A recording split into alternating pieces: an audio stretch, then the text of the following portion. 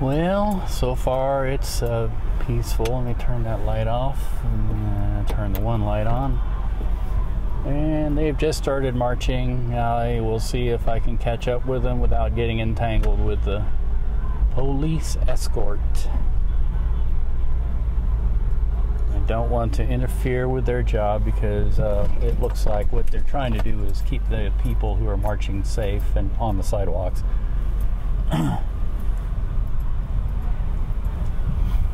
And, you know,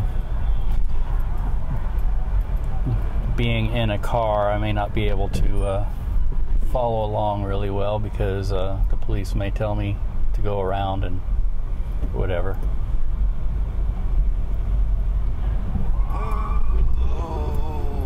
And probably what I will only be able to show will be like the back of the police cars, or, well, probably the back of the other cars that are following. Ooh, if I can get out of here without getting run over. I heard them mention something about there will be cars and rides for people to get back from walking.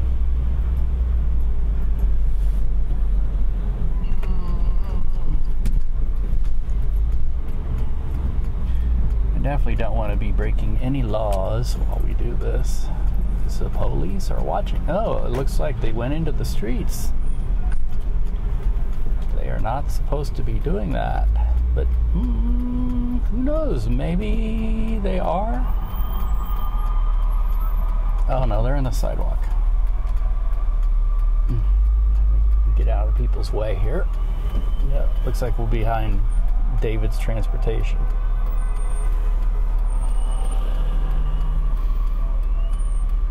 Like I say, following along in a car is not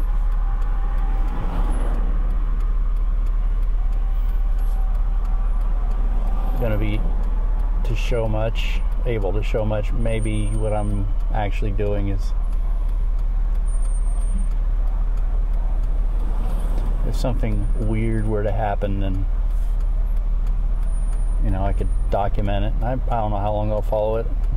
I have ODark 30 time to get up and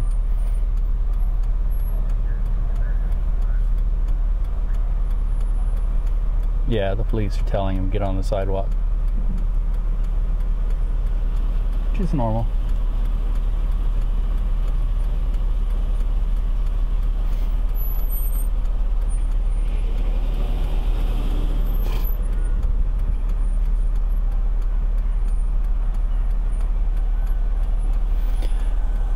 I know we're all taking up, well, that officer's taking up the other lane.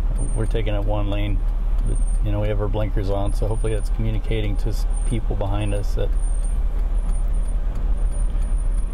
they should go around if they want to get through.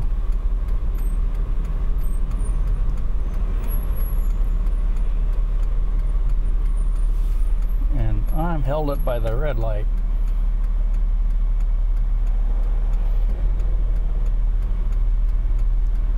Looks like the marchers are going to go up Grand.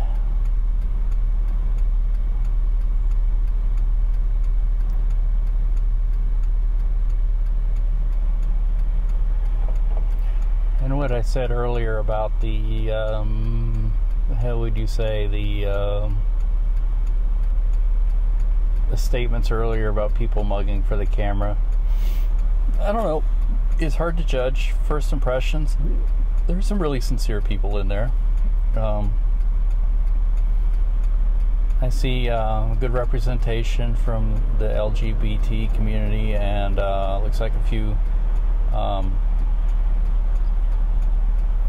women are concerned about the election of a president who has clearly not shown a whole lot of respect for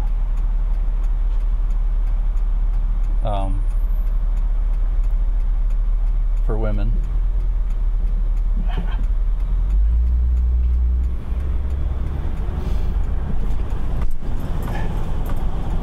Main thing is, you know, there's these cars who pulled up in and behind. They're making it to where I can't see very well, and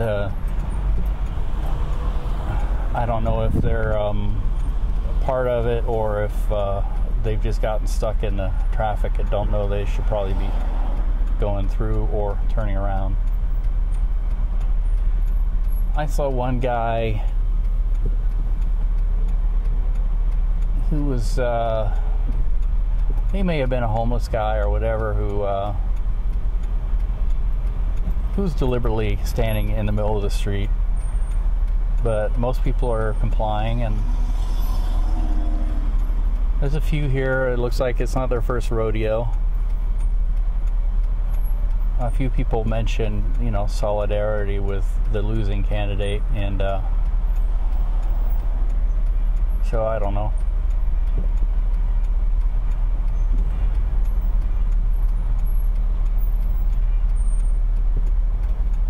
Few African Americans. I don't know if I saw that much of a Hispanic representation here.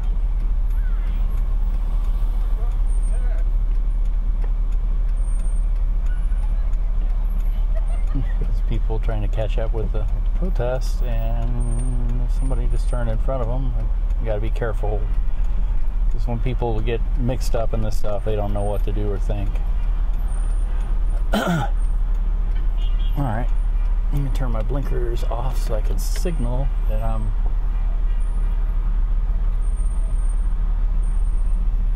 gonna make a left turn.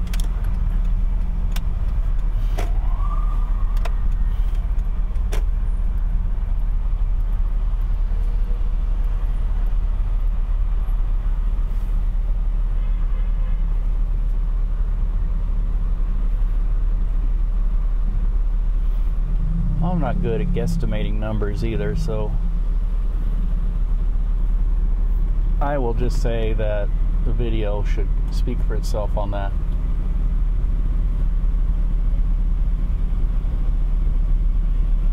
It appears, though, there are some stragglers coming in, and the protest is actually growing.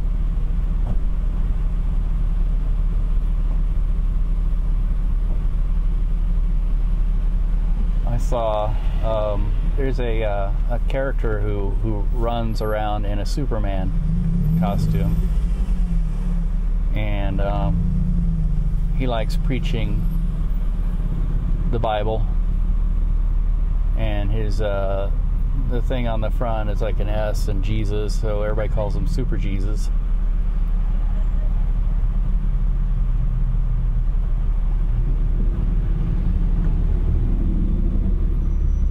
It's like the protest is outrunning me because I'm stuck with this traffic here.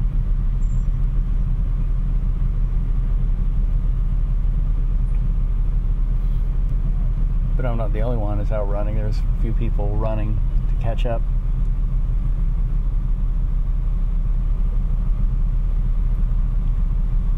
And, with stragglers and everything, it's probably about a block long here in Kansas City. One of the leaders of the protest, was showing live stream.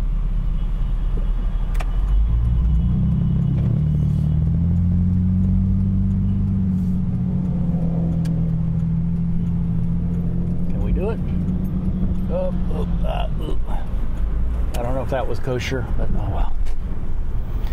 Showing a live stream of the protests in Miami, and that one looks like it could be well over 1 million people there from what I could see.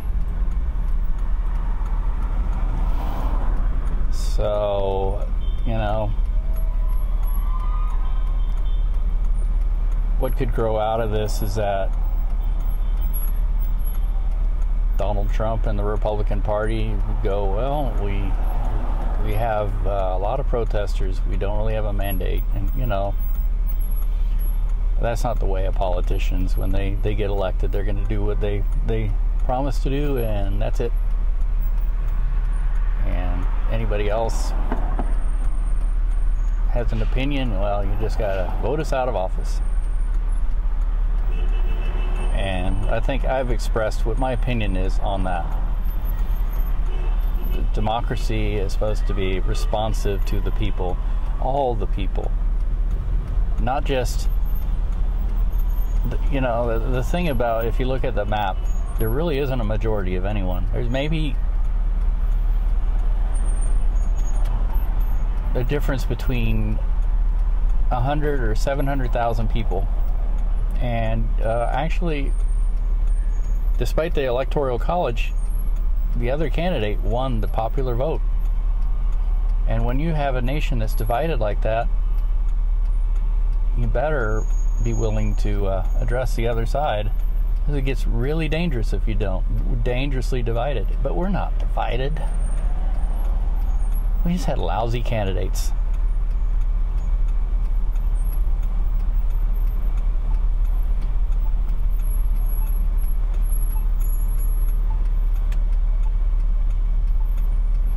Almost everybody's in the middle. And there was an interesting discussion between a person who wasn't really a Trump supporter and some people around him, and he was saying, you know, I'm here to say that we should respect the process, respect the democracy, respect the government. And there were a few people who tried to shout him down. And, you know, in many ways, I'm very sympathetic to what he's saying. And he has every right to say it. And the people who shout him down and don't want him to say stuff, let us have our turn, it's kind of like, I think that maybe those people have kind of drunk this Kool-Aid that says that you need to be one or the other.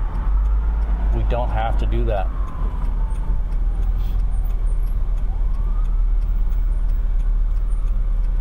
And that's just it. It's a Kool-Aid designed to make it to where things get interesting. People are divided. Oh boy.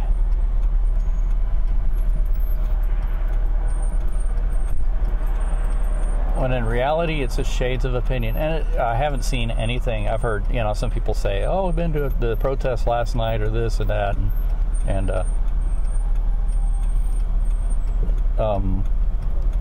people drove by and yelled out racist epithets and stuff, and I'm like, well, yeah, you know, but you put a big target on your back and you have a huge crowd, you're bound to have a few people who will do that. You don't go, oh, well, America is going in a bad direction because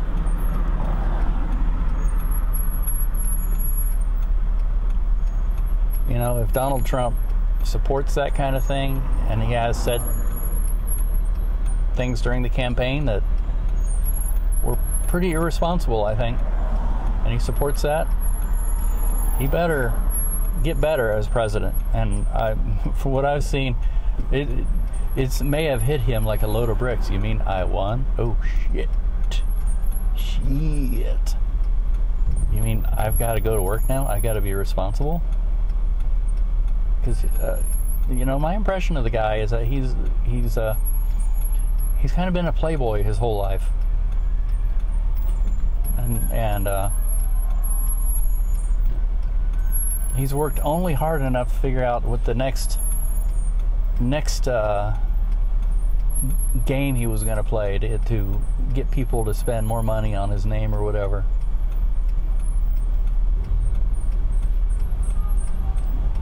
I don't think you could say that he worked hard like the guy who's worked in a steel mill his whole life, or worked hard like members of the military have had to, or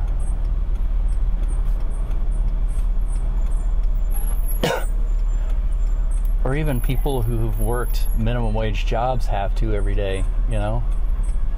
Not the traditional view of working hard.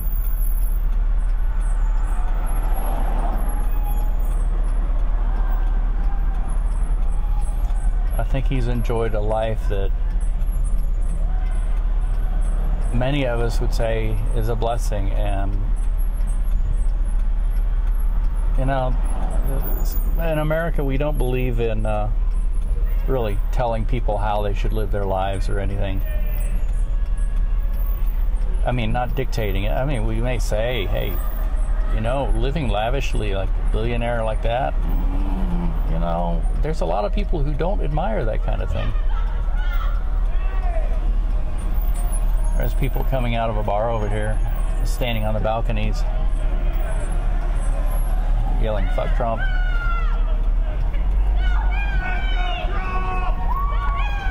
Oop. Maybe I ought to wait on this police car. I don't want to get in between police cars.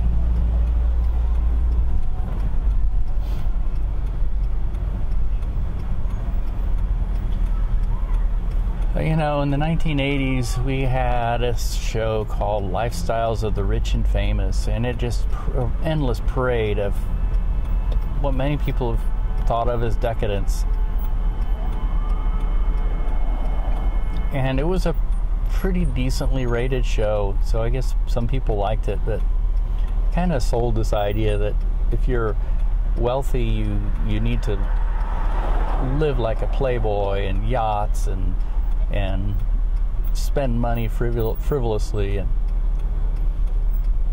unfortunately that stereotype of millionaires, billionaires, rich people, there's quite a few people who've come into money somehow in their lives, more money than they could ever enjoy in one lifetime, and they create foundations and they do things for people, and some get into politics because they can, and because they consider it sort of like their duty. You know, a very famous wealthy family produced several presidents was the Roosevelts, and actually a lot of people consider that some of the greatest presidents we ever had. So I don't know, you know, I think Donald Trump has been not one of these people. He has spent money like it was going out of style, lived lavishly, lived big, and now he's president of the United States, and he's got to straighten up his act. I don't care what he said during the campaign. If he doesn't straighten up his act, people will turn on him. And people don't really like him now. Not even a lot of the people who voted on him.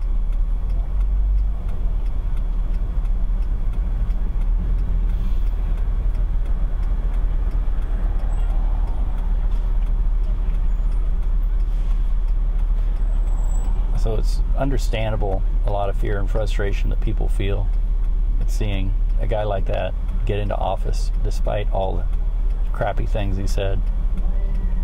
But you know what?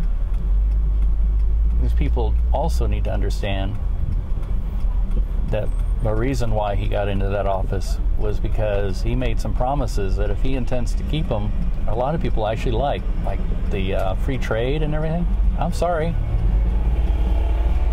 That happened under the Clintons' watch, and their fingerprints are all over that. And they stated publicly many times over how much they support it. And then when people's jobs went away, they looked at the Clintons and said, "Oh yeah, I remember you. I'll remember you when you run for president. I don't care if you go up against Satan. You took my job away." That's a very powerful thing. I understand that intimately because I'm feeling that now.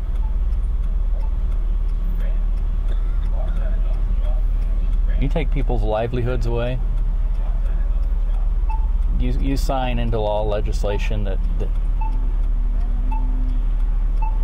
has the appearance, the optics of doing that, and people will remember you. I mean, you know, we're talking about people who had good jobs in the 1980s, and then 90s came around, and these agreements were signed, and all of a sudden their jobs started going away.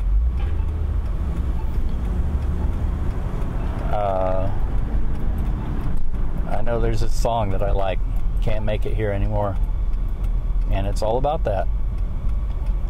And you know what?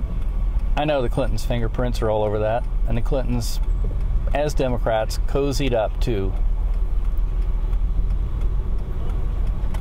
the Wall Street people who made sure that happened, the Wall Street people who told millions of people that their jobs are going away, going to China, because we just can't afford their labor. And the same Wall Street people who also live like kings, like Donald Trump, and tried to convince us that they were entitled to it because, you know what? I'm smart. I shouldn't have to pay taxes or do anything. We're the job providers. That's the Republican line. like, no, you're not the job. Well, yeah, you're job providers. For if you live in China, are willing to take very little pay, work long hours. But you know what? We're all guilty of that. We all have our iPhones, our iPads, our MacBooks, our video cameras, even our cars now being made in China.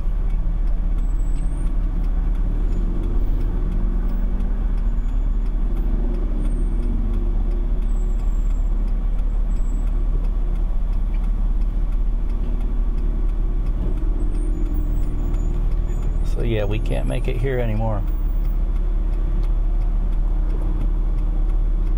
That's what we've been told by billionaires. And the Clintons signed off on that. Why we elected a billionaire who promises that he's going to reverse that is beyond me. Well, I know why. Because he was the other lousy candidate choice that we had. And I think people would rather take a chance on somebody who hasn't been in Washington doing all this stuff, signing away everybody's jobs, rather than somebody who was in Washington signing away other people's jobs. And that's, honestly, I'm kind of happy the Clinton dynasty is done. You know, as I said, when she ran against Obama, there was this era of, well, it's my time, I deserve it, my time has come. And I'm like, no. Nothing guaranteed. You gotta work for it. You gotta know what people are feeling. And obviously, when you miss that big glaring thing about people losing their jobs, you're not in touch. Now, I have a feeling that Donald Trump is also not in touch with that, and may actually make the situation worse. So you can't go that way. It's closed to through traffic. I don't know. I'll go this way like everybody else and figure out. The police are not actually... Oh, there's a cop. Police are not actually stopping me. There might be a dead end up here. Closed to through traffic.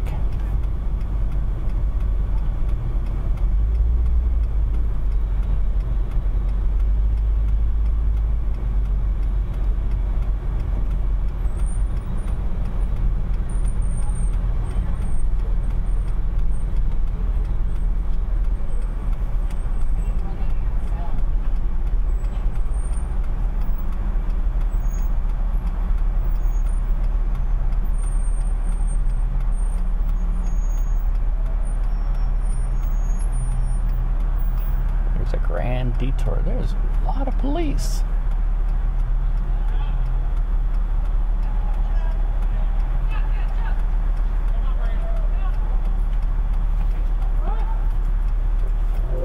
But no, doggies. There's nothing to worry about.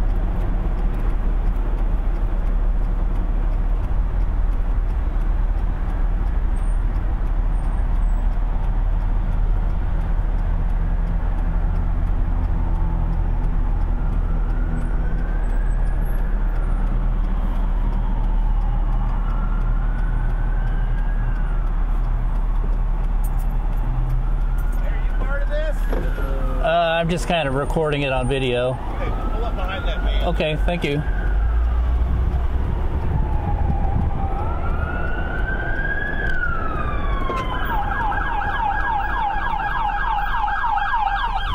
Oops.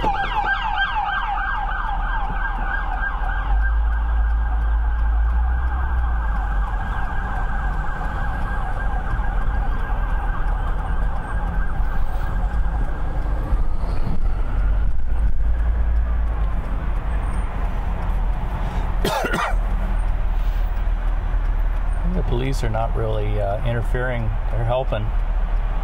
They're this protest has kind of gathered some people. It looks like it's at least a solid block long, but it looks maybe a little more.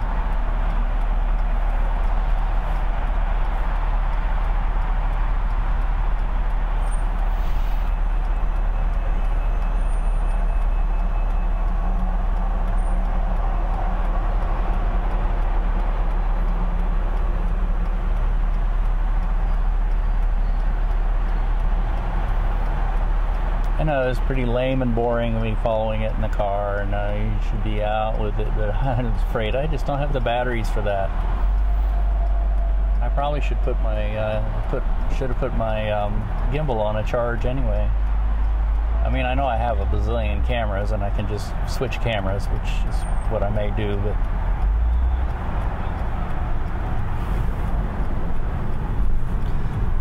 I also have, you know, certain limitations that people have to work for a living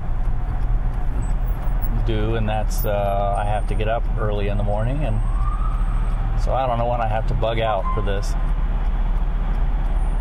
And the protesters are being fairly peaceful, it looks like. They're staying on the sidewalks. They're not blocking traffic. They're not causing any problems. They're just marching and chanting and holding signs. Oops. Oh, that's somebody in the car that's got their phone poked through the sunroof. I don't know if they're with this or not, or if they just happened on it.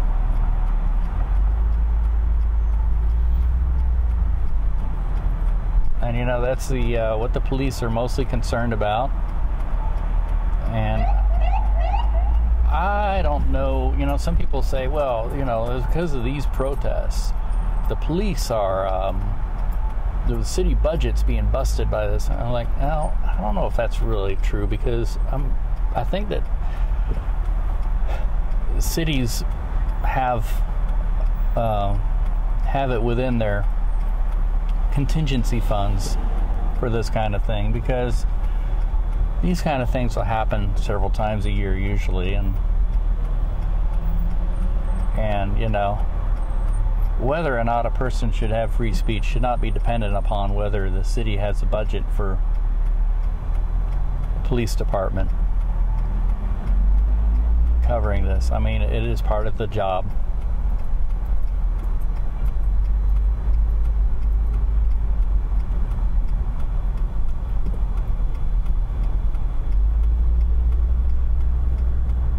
Having said that, there are other ways of protesting and many ways of doing things that may be more effective, you know, organizing and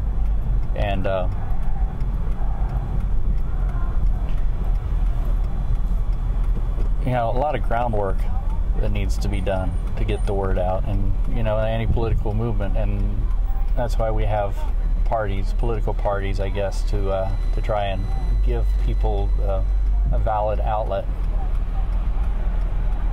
I'm not saying this isn't valid.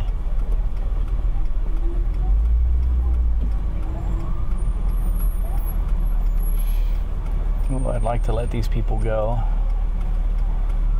who are waiting patiently, but let's see if they will go. Well, looks like they might be stopped and they're trying to go. Well, we're letting the police go first.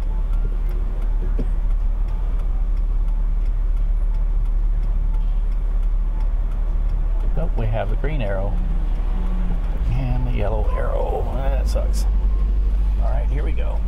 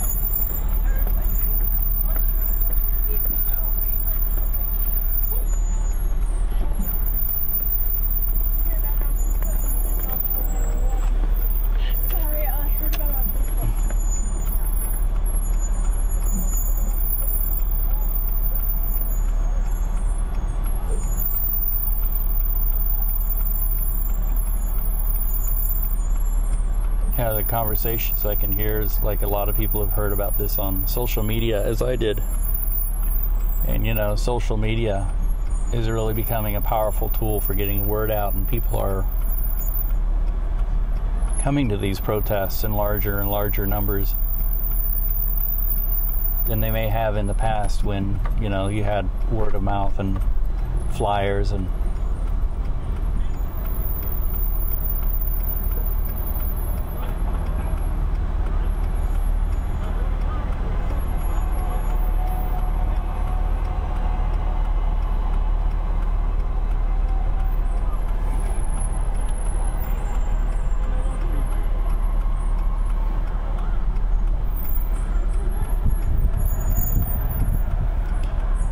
my brakes are so annoying. Squeak, squeak, squeak.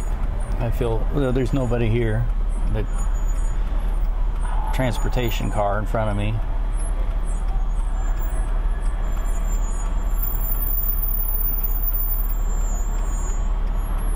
But it's bothering me. I'm sure it'd be bothering anybody else. Has to listen to it.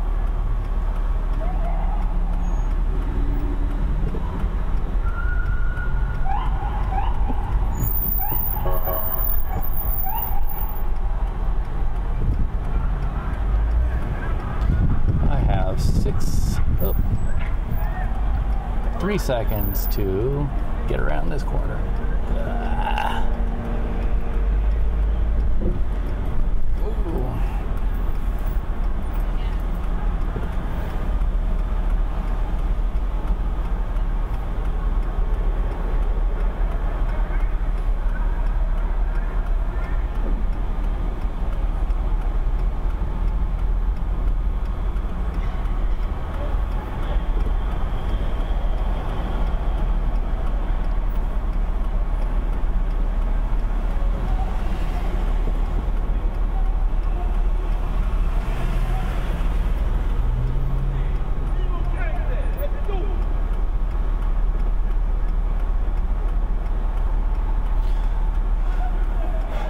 I don't know what that guy is saying, but he's apparently not happy about something.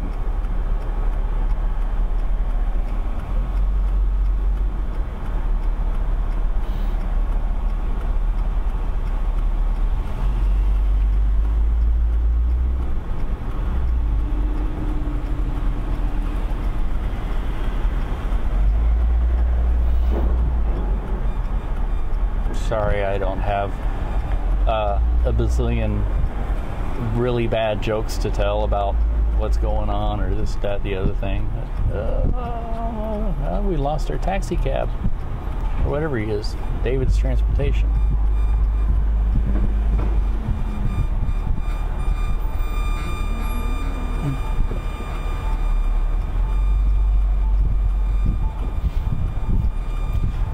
I mean, I don't know. Yeah, I know. You said that. This is really not that exciting. I've seen funerals that were more fun than this. How's that for a joke? Brunch. Not my president. Yeah, I hear they're chanting up ahead. I'm afraid by the law, he is your president.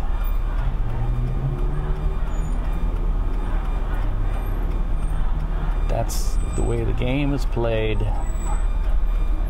It's the rules we live under.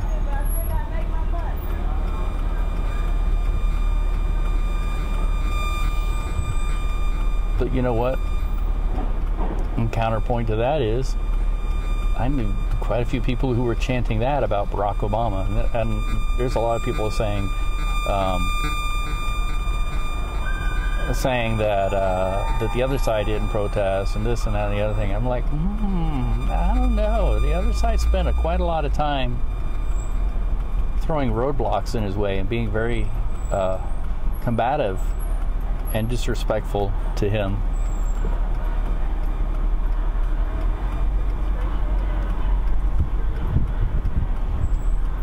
So, yeah, maybe they didn't come out in the streets the day after, but there are other ways of protesting. So when people want to say that kind of thing, you're right. So this is the end of the march at City Hall, and you know what? I might actually get out of the car for this if I can find a place to park. I don't know if I can.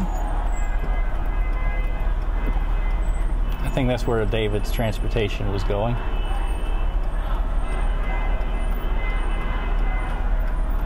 I've got extra batteries, and I have 2 other devices I can record on. I know this is like hours long stuff, and it's, like I said, about as exciting at times as a funeral.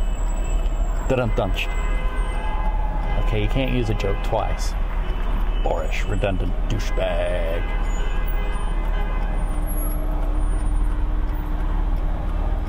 If I could get through, though, there's places to park right across the street there.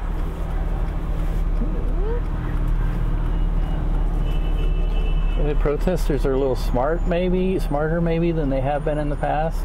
It is not the same group of people as some of the past protests. I've seen some of the past protests where they went to protest Kansas City Hall at the address of Kansas City Hall, but that's not where you go in at, if I could use some bad English.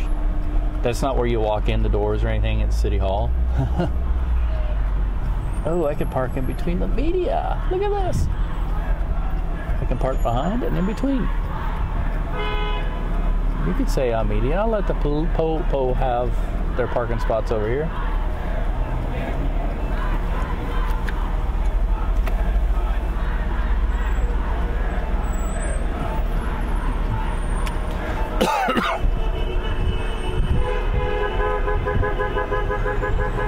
Park right in front of the live van there.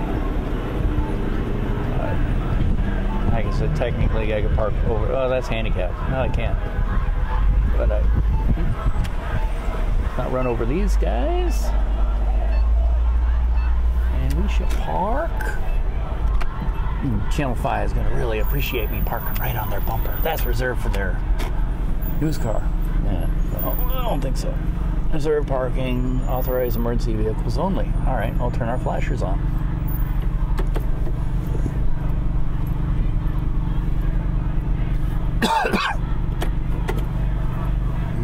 Kill our battery with our flashers. All right.